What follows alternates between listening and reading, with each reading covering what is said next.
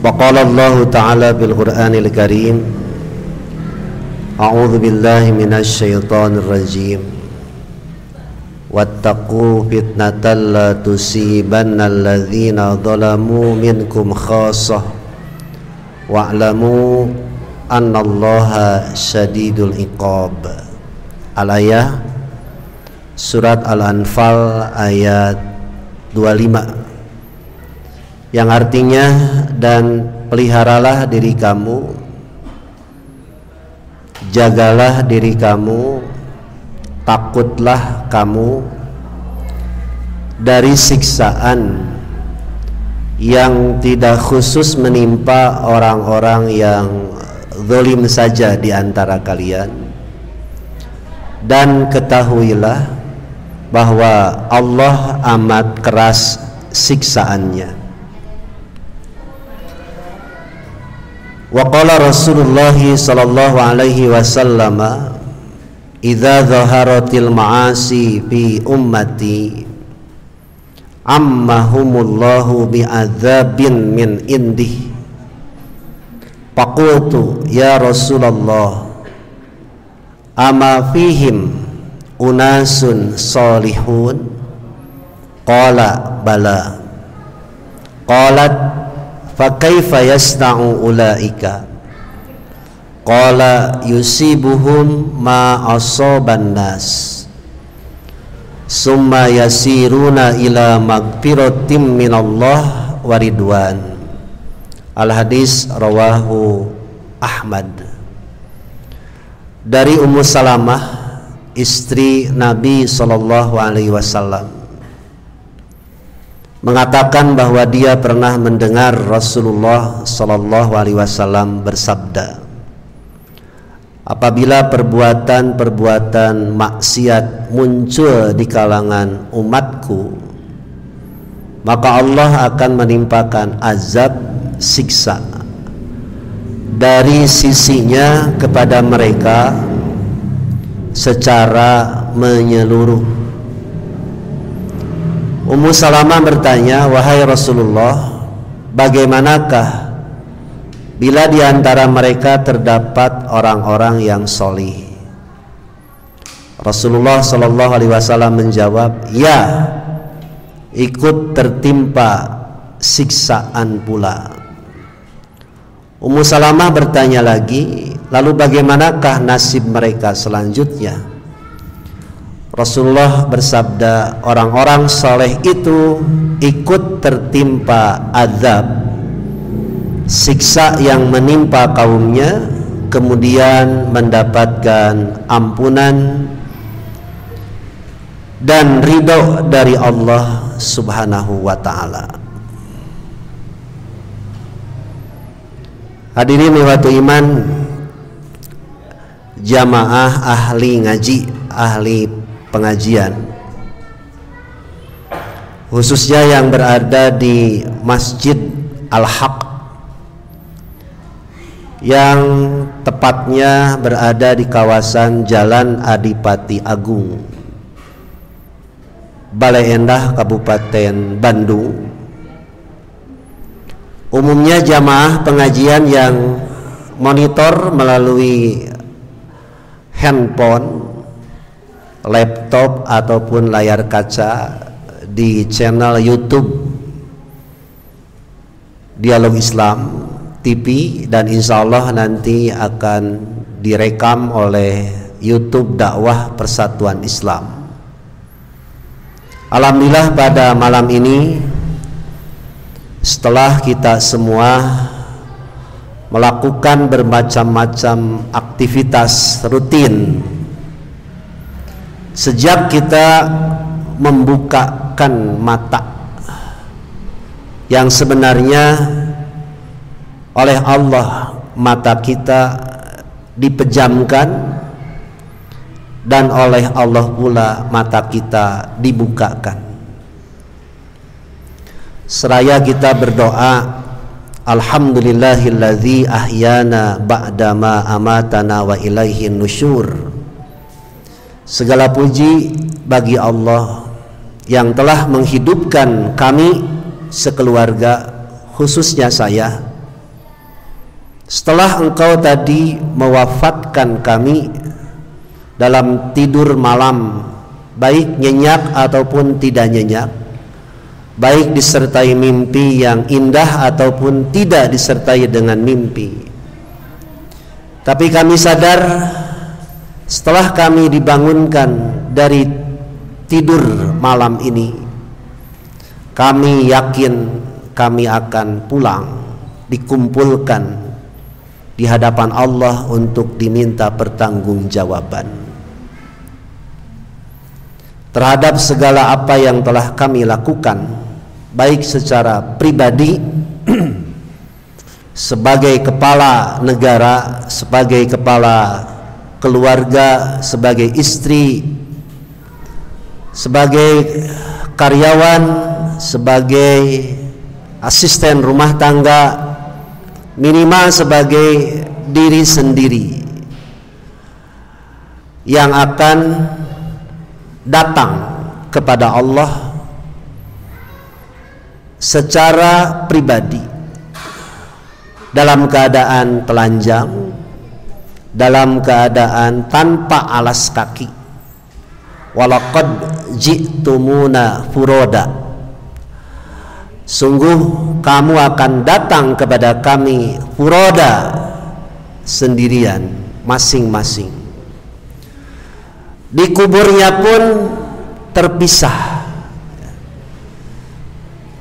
Meskipun ada satu kuburan yang diisi oleh beberapa mayat atau jenazah, seperti di tengah-tengah kota, itu sudah terdiri dari 4 atau 5 tingkatan, karena sudah sesak dengan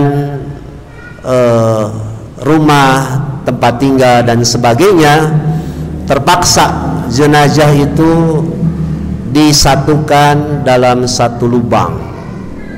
Tetapi ketika pulang menghadap Allah, menghadap pengadilan tertinggi, pengadilan yang maha adil, tanpa ada jaksa penuntut umum, tanpa ada pengacara, tanpa ada pembantu, kita sendiri akan bertemu, berhadapan dengan Allah Subhanahu wa ta'ala.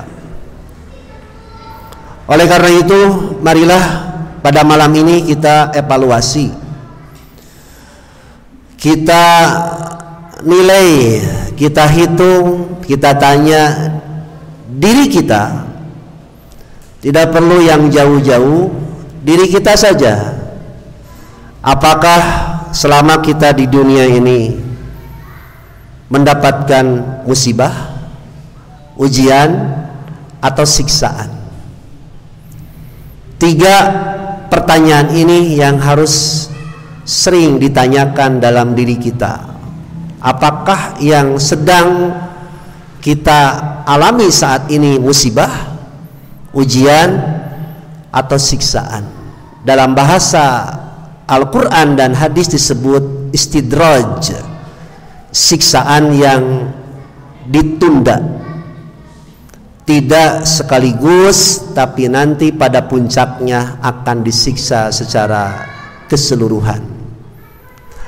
Tema ini saya angkat karena ada permohonan dari salah seorang jamaah, khususnya panitia pengajian Masjid Al-Haq, dengan judul SP1 surat peringatan pertama, SP2 surat peringatan kedua, SP3 surat peringatan ketiga. Kalau sudah diberi peringatan yang ketiga, tidak ada harapan lagi kecuali akan disiksa cepat atau lambat.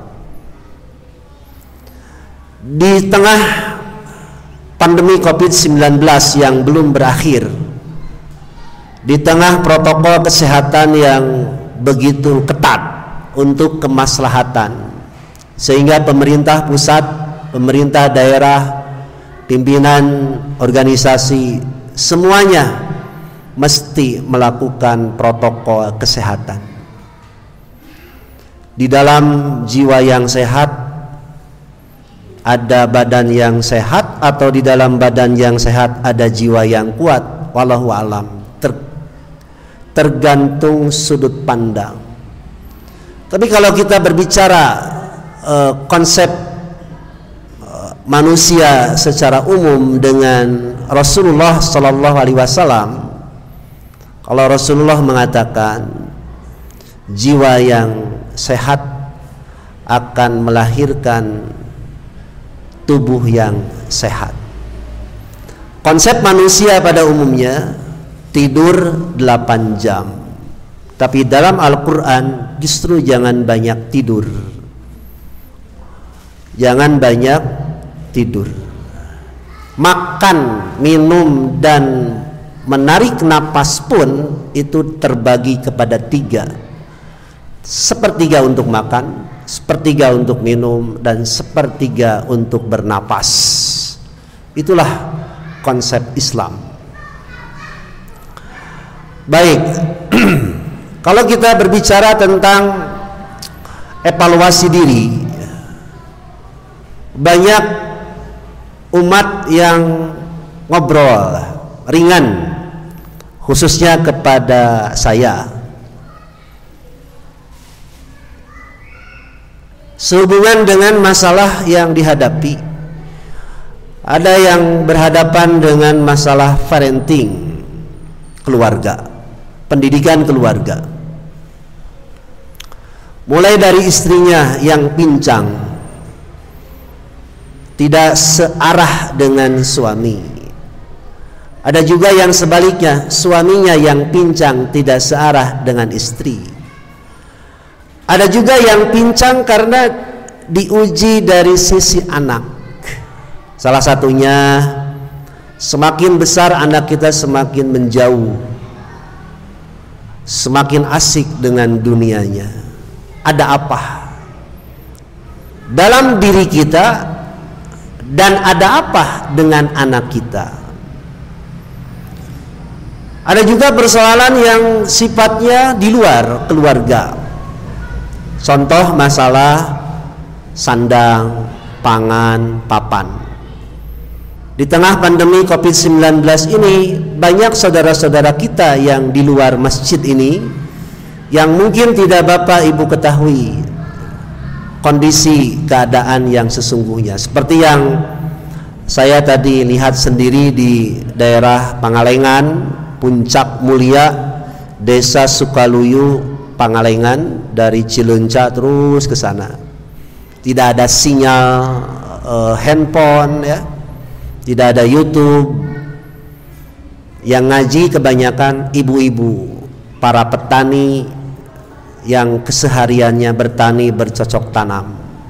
Tapi nampaknya kalau ibu bapak lihat ke sana, mereka yang jauh dari dunia medsos, media sosial, dari raut wajahnya mereka nampaknya adem-adem saja. Meskipun sama kondisinya, masjid kosong, tidak seperti di Al-Haq ini penuh. Antara kaum bapak dan kaum ibu itu seimbang.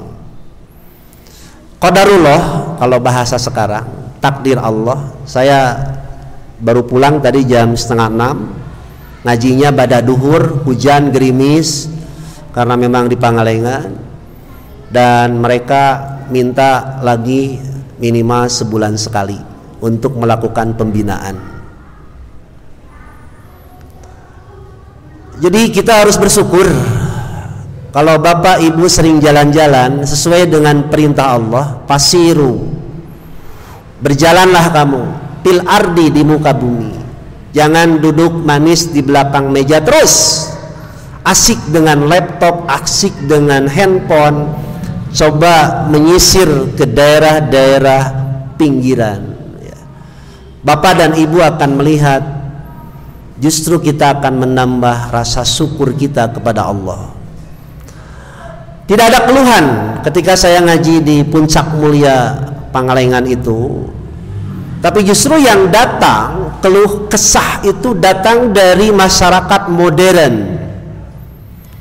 yang asik dengan fasilitas dunia, mulai dari jaringan internet yang super lancar, mulai dari handphone yang super canggih, mulai dari laptop yang super canggih, mulai dari rumah, kendaraan, dan fasilitas-fasilitas dunia yang lain.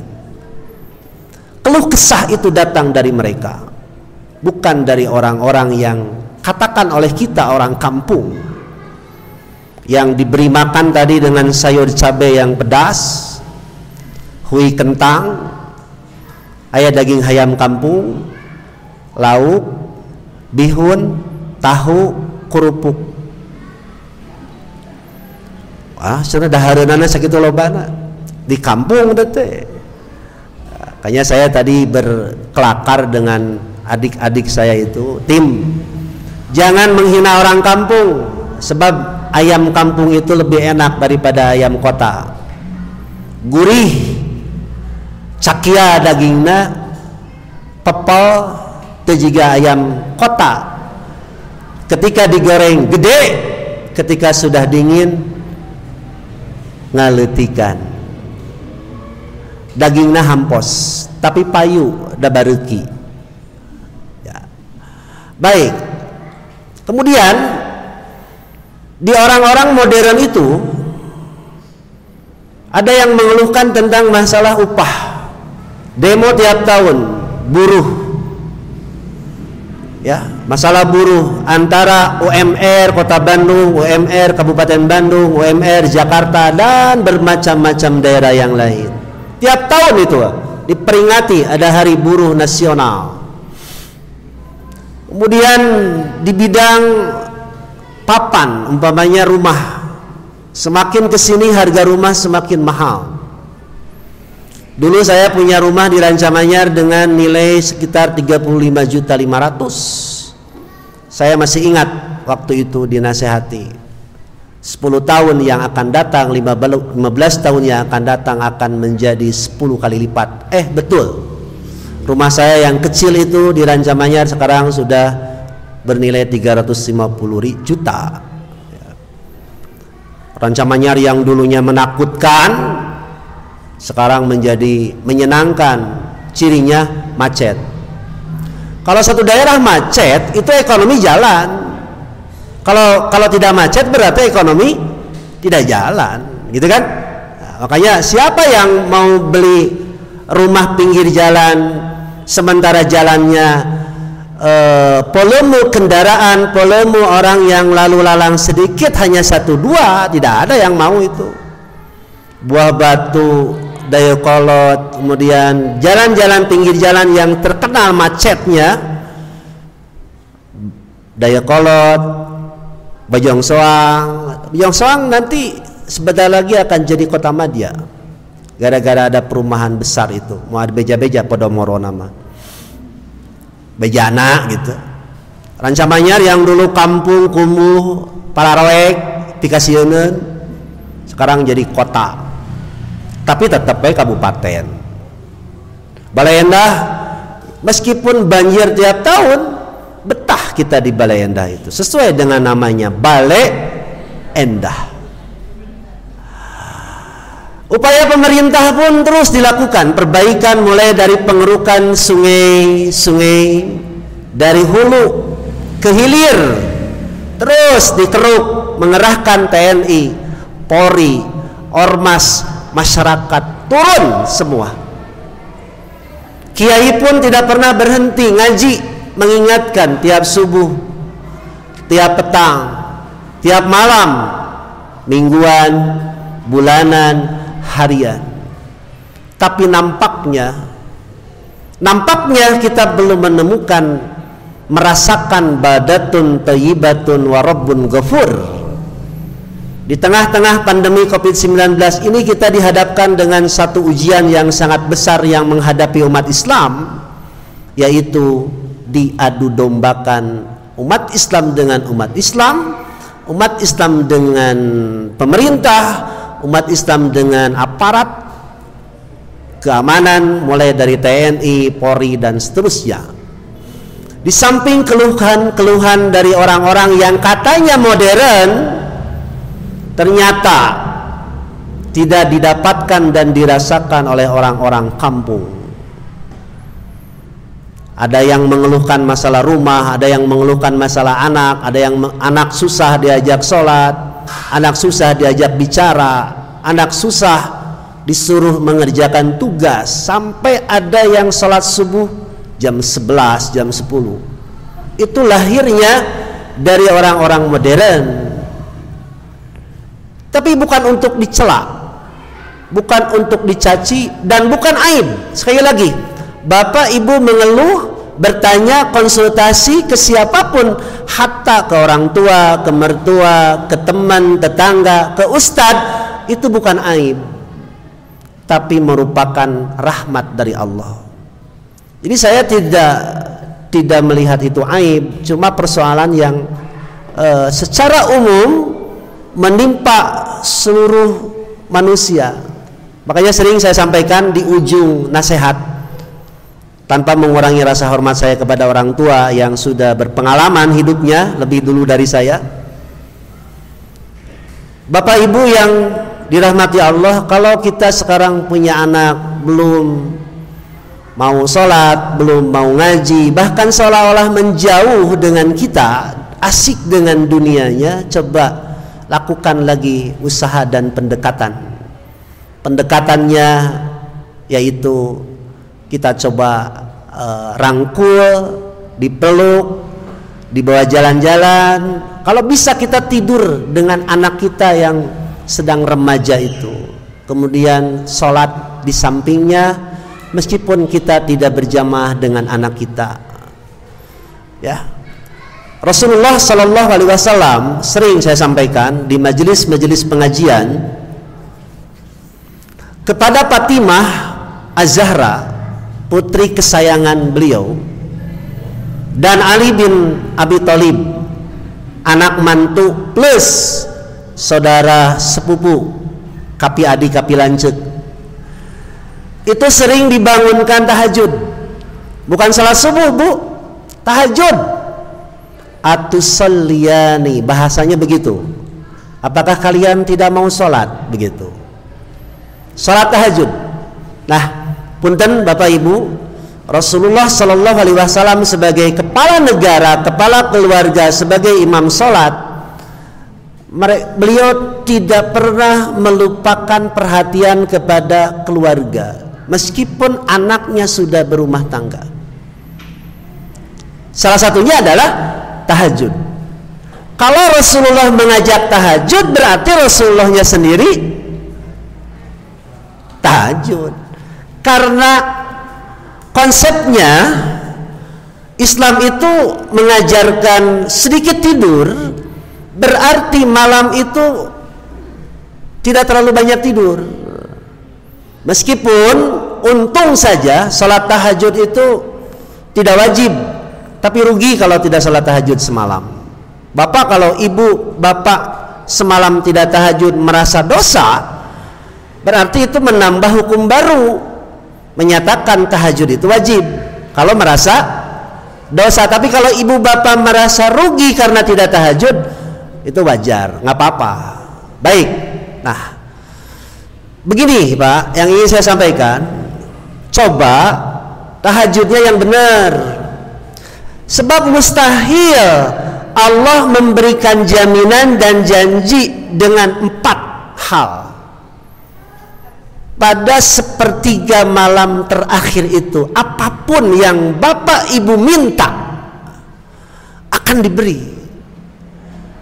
Man yas'aluni, siapa yang mau meminta kepadaku pada sepertiga malam ini, fa'u'tiyahu. Menurut bahasa Arab, huruf fa itu menunjukkan langsung, tidak dipending, tidak nanti, tapi langsung. Bapak berdoa, ibu berdoa, akan diberi. Man yas'aluni, siapa yang meminta kepadaku, fa itu langsung, bukan summa. Kalau summa begini bu, dakhala Aliyun ilal masjid summa Ahmad, ya, summa Ahmad. Ali masuk ke masjid, kemudian Ahmad. Nah, yang lebih dulu masuk siapa? Ali. Ahmad kapan? Tidak langsung waktu itu. Kalau saya ngomong begini, Ali masuk ke masjid itu, lalu Ahmad masuknya bisa hari ini, bisa nanti. Itu menggunakan summa. Tapi kalau saya ngomongnya begini, dakhala Aliyun ilal masjid fa Ahmad.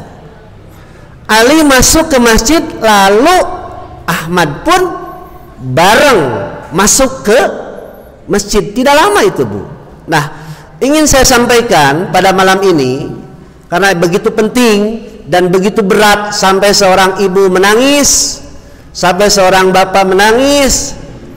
Kalau saya ceritakan, ada seorang anak yang sampai mendorong ibunya sampai mau terjatuh dari lantai 2 ke lantai pertama dengan mengatakan maneh dan urang.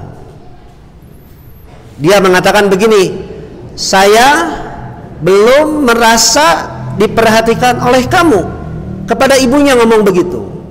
Sampai nangis ibunya. Dosa apa yang saya perbuat? Lalu dia komunikasi dengan suaminya dan seterusnya. Terakhir saya sampaikan begini, ibu, anak ibu itu amanah dari Allah Subhanahu wa taala. Hakikatnya adalah milik Allah. Tahan doa buruk untuk anakmu, anak ibu. Doakan, beri contoh, jangan emosional. Bisa jadi pahitnya, paling pahit, anak ibu itu soleh setelah ibu meninggal. Itu pahitnya. Tapi jangan lupa terus berdoa, membimbing, mengajak, apapun terus dilakukan. Tapi lihat sisi agamanya seperti yang dilakukan oleh Rasulullah Sallallahu Alaihi Wasallam. Ini saya sampaikan, dan tidak lama, Bu, setelah 2 minggu yang lalu dia cerita ke saya seperti itu. 2 minggu, 2 mingguan lah, karena tadi pagi saya tidak ngaji ya. Cuma terakhir ketemu, alhamdulillah Ustadz, anak saya sekarang mau mandiri, mau misah dan sebagainya. Itulah salah satu contoh ya. Jadi Bapak dan Ibu yang dirahmati Allah, bukan aib, sekali lagi bukan aib. Kalau dalam hubungan rumah tangga, surat An-Nisa ayat ke-34 itu ada SP1 yang dimaksud surat peringatan. Kalau ada masalah, pawaiduhunna. Tahu pawaiduhunna? Ngobrol, nasihati bareng-bareng, tapi jangan di tempat tidur. Kalau bapak ibu bertengkar dengan suami, ngobrolnya jangan di tempat tidur. Serius. Terjadi ngobrolnya. 2, SP yang kedua, kalau sudah ngobrol ternyata deadlock, tidak ada jalan keluar, wahjuruhum fil madoji, pisah tempat tidur. Pisah tempat tidur itu rumahnya tetap di situ, cuma suaminya tidur di kamar belakang, di kamar pembantu, atau di kamar belakang pokoknya, atau kamar pembantu, istrinya di kamar depan. Ternyata masih membawa ego, merasa saya tidak salah, itu yang salah dan sebagainya. Ada SP yang ketiga. SP yang ketiga itu adalah surat peringatan terakhir. Apa? Wadribuhunna, pukullah. Nah, jangan ditafsirkan pukulan itu kekerasan, KDRT, kekerasan dalam rumah tangga. Jangan. Rasulullah mengatakan dalam hadis Sahih Muslim, wadribuhunna darban ghaira mubarrih, pukullah mereka dengan pukulan yang tidak melukai. Itu sudah SP ketiga. Kalau istri kita sudah dicepret, bujurna mah tengahnya, naon atuh, kakinya entong ku bedog, ari ibu nih bager-bager teuing kecrek ku bedog eta mah lain neungeul paehan ya. Nah, Kalau sudah ada pukulan ke pihak istri, itu sudah SP3. Maka SP keempat, ada SP keempat, ambil hakaman min ahli, orang yang dituakan dari pihak suami, dan ambil orang yang dituakan dari pihak istri. Masih juga baru ke pengadilan. Paham? Nah, ini berlaku juga kepada anak. Lihat ibu bapak, anak kita disuruh sholat oleh Nabi pada usia berapa? 7 tahun. Ya kan? 7 tahun. Sudah 10 tahun susah juga diajak sholat, disuruh sholat, apa yang harus dilakukan? Pukul. Tapi pukulannya bukan melukai, cepret gitulah, launan weh, gitunya. Kalau bisa baca bismillah dulu, bismillahirrahmanirrahim, abang kunaon gitu ta. Mun bisa, tapi kalau bisa hindari. Rasulullah mengatakan hindari memukul wajah siapapun, kepada anak, kepada istri, jangan. Makanya dalam Islam olahraga itu jangan sampai melukai wajah. Saya tidak peduli ya pro dan kontra. Bapak senang olahraga tinju?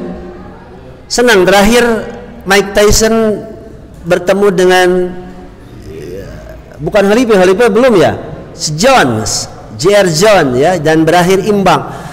Itu meskipun olahraga melukai tidak? Melukai. Muhammad Ali saja terkena penyakit apa?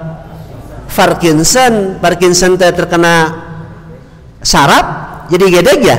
Nah, dalam dunia bela diri pun ataupun olahraga, termasuk mau karate, mau silat, mau selaras, mau main po, apapun, kalau sedang sparring partner, turugul lah cekurang dunia persilatan mah. Terang turugul latihan itu hindari wajah. Kalau umpamanya ada lawan kita atau sparring partner kita wajahnya kosong dan akan terkena pukulan, cuma diberi peringatan, awas tuh wajahmu toel gitu.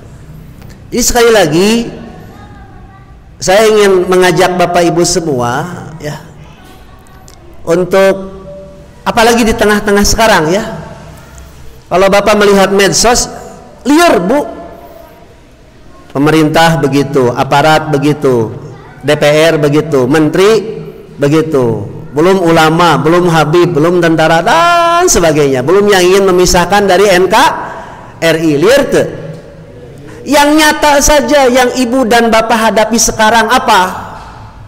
Keluarga, ribat, perbatasan negara kita serahkan kepada pemerintah, perbatasan laut, udara, darat serahkan kepada pemerintah. Ribat perbatasan yang sesungguhnya adalah keluarga kita. Kenapa Rasulullah Shallallahu Alaihi Wasallam membaca ayat terakhir dari surat Ali Imran ayat 200? Kalau Bapak Ibu rajin membaca ayat itu dan mengamalkan, begini: ya ayyuhalladzina amanu taqullaha, ya ayyuhalladzina amanus biru waso biru waro bitu wat taqullah la'allakum tuflihun. 4 Bu yang harus ibu lakukan setelah tidur itu: 1, iman, sabar; 2, menjaga kesabaran dengan keluarga; 3, robit, artinya jaga perbatasan, jangan sampai rumah tangga kita dimasuki oleh penyusup. Kedua, jangan sampai perusahaan kita yang sudah dirintis disusupi oleh penyusup. Jangan sampai agama kita yang sudah digenggam dari kecil sampai sekarang disusupi juga. Mohon maaf, penjajahan ideologis itu sampai sekarang terus dilakukan, mulai dari pemisahan agama, mulai dari waktu, mulai dari pembatasan ruang gerak, mulai dari materi sampai diawasi. Takut apa? Takut mengganggu keutuhan NKRI semata. Kalau kita takut agama kita rusak dengan musyrik, dengan khurafat, dengan takhayul, dan juga dengan bid'ah. Nah, tapi sebelum ke sana, saya sampaikan, perbatasan negara kita sedang dijaga, ya. Timur sudah memisahkan diri. Papua sudah mulai ada bercak-bercik, ya. Kita serahkan ke aparat nanti. Baik. Kemudian ulama ada yang diadukan dengan ulama lagi, dengan umat Islam lagi. Bahkan sekarang diadukan lagi dengan aparat. Punten ibu bapak harus yakin tidak ada musuh yang memecah belah umat Islam, tidak ada musuh yang memecah belah, mengadu domba antara ulama dan aparat, kecuali satu, komunis. Itu. Meskipun bisa jadi partainya sudah tidak ada, tetapi ideologinya masih tetap ada.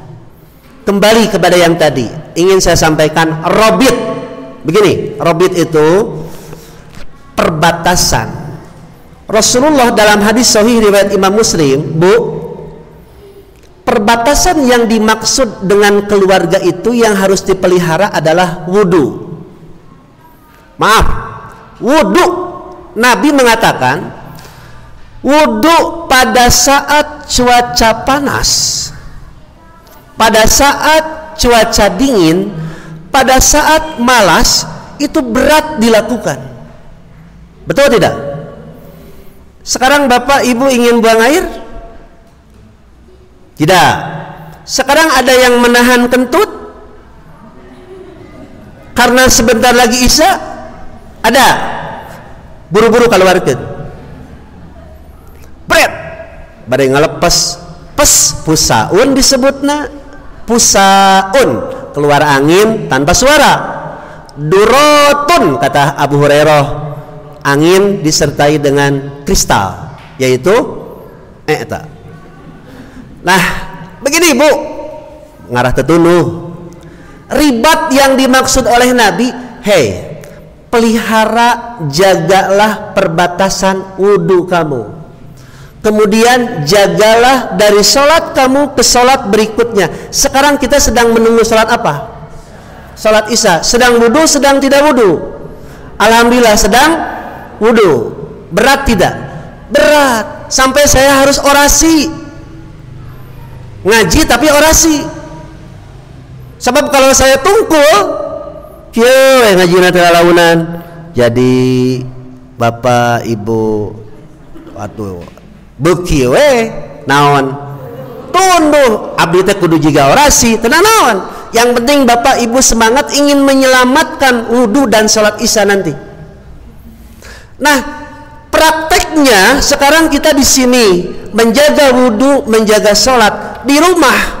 Bagaimana menjaga wudu dan sholat anak kita yang sekarang tidak bisa jauh dengan handphone, tidak bisa jauh dengan fasilitas. Ada yang sekarang lagi booming ya, anak-anak kita itu senang motor trial kan, motor trial, aduh mulai dari Honda, Yamaha, Kawasaki, R-King mah teu kita armungeun ku budak milenial mah eta mah jadul, besar ansar unggul resepna. Eta ibu marawa motor budak ngora milenial bari jeung nu bapana teh aya nu nganyuk ngridit, aya nu lunas, gararaya pangaruh naon cik. Sebabnya apa? Film di mana? Na TV gararaya bari sakola make motor trial, make helm. Anak saya sekarang kelas 2 SMA, usianya 15 tahun karena SD-nya 5 tahun. Belum dikasih SIM, dacan waktuna. Motor hayang dipangmelikeun. Tapi lain motor trial. Motor eta we anu langsung maju teh geuning. Nah, matic ya. Anak laki-laki saya minta, "Pak, nopan hayang motor trial, motor naon pan? KLX pan, KLX mah loba gaya hungkul." Diheureyan lain teu gaya pan, tapi jeung RX mah wani diadu pan. Oh gitu Pak. mahal mana Pak jeung RE King? Mahal KLX sih gitu. Tuluy lamun ngebut tarikan mana? Tarikan RE King. Oh gitu Pak. Geus anu apa pakai RE King? Pakai RE King can bisa. Da budak keneh. Terus pendekatan. Lihat bapaknya pakai motor yang murah dan jadul tahun 97, jaba murah ngan boros unggul. Ngaliwat yang barudak milenia, NSR dan sebagainya ngararebut, bret. Kurang teletak seetik. Jempe. Cing teh motor teh loba gaya we unggul tanagaan cek urang teh. Tupan tingalipan. Pendekatan seperti itu saya lakukan kepada anak saya laki-laki, Bu, baru kelas 2 sanawiyah hayang motor trial. Lain teka beli, can boga duit. Nah, itu kasus anak remaja sekarang yang senang memotoran. Berarti bapak ibu yang membelikan motor trial untuk anaknya harus siap touring dengan anaknya.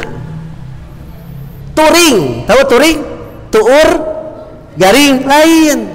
Bareng kalau bisa cornering. Tuh lihat Albi itu.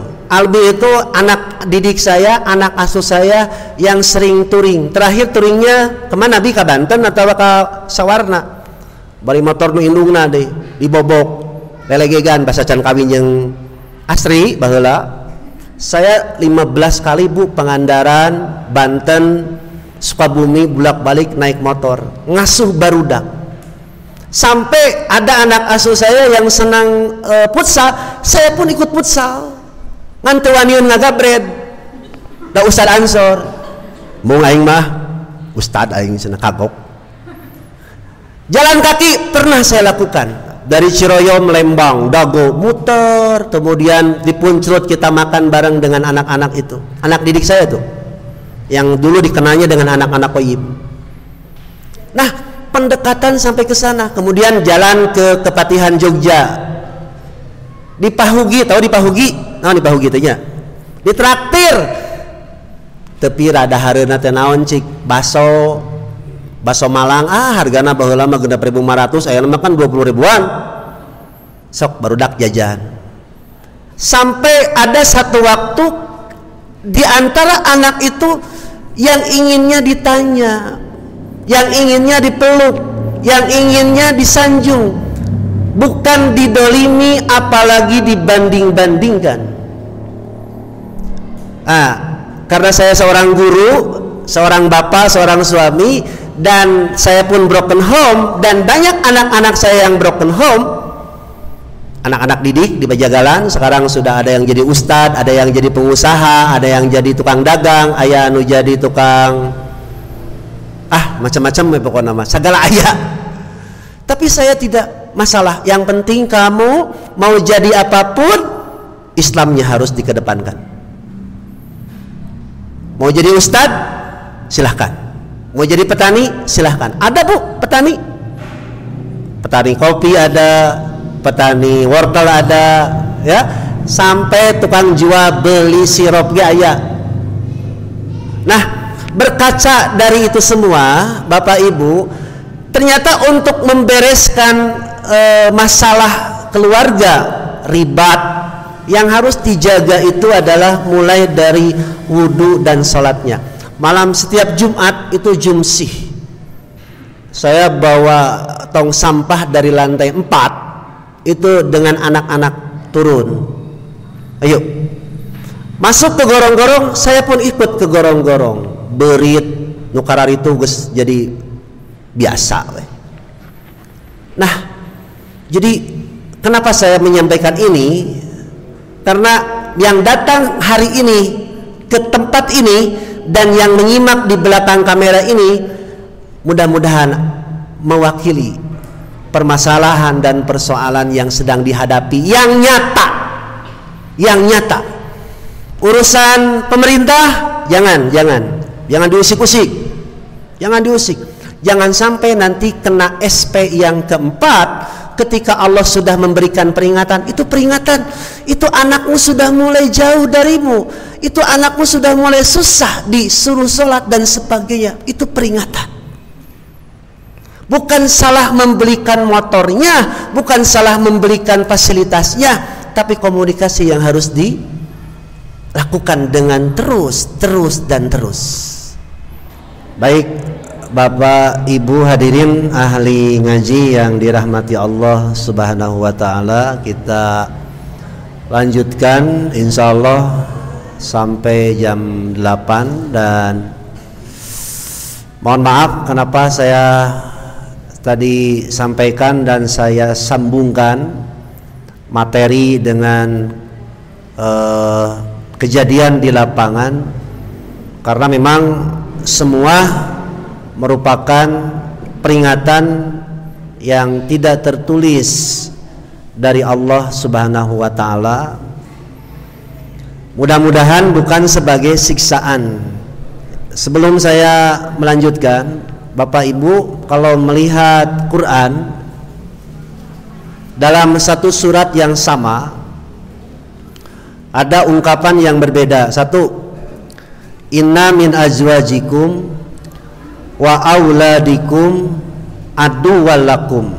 Sesungguhnya diantara pasangan-pasangan kamu, sebagian pasangan itu maksudnya suami istri.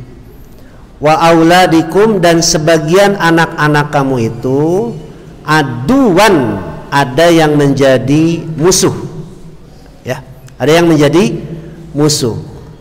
Tapi musuh bukan untuk dibunuh, musuh untuk dihadapi dengan trik-trik yang diajarkan oleh ajaran Islam. Yang kedua, masih dalam surat yang sama,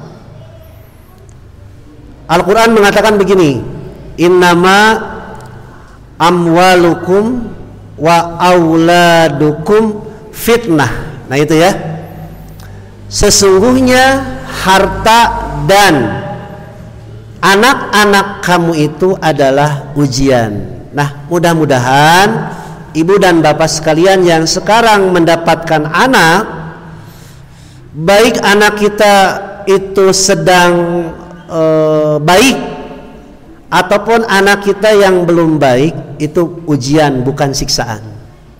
Untuk mengukur apakah ini ujian atau siksaan, jangan menyalahkan ini dan itu, jangan.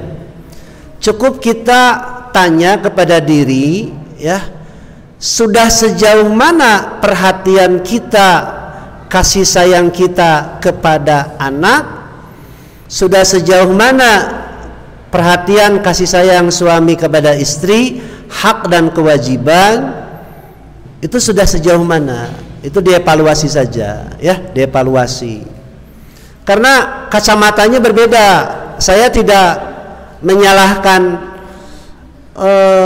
ibunya memang karir, terlalu sibuk di luar, enggak juga. Ada juga anak yang ibunya wanita karir berhasil juga, ya. Namun tentu saja yang lebih ditekankan adalah rumah ibu itu adalah madrasah sekolah pertama. Pernah saya sampaikan dalam satu pengajian, judulnya begini, rumah tangga beres, dakwah beres.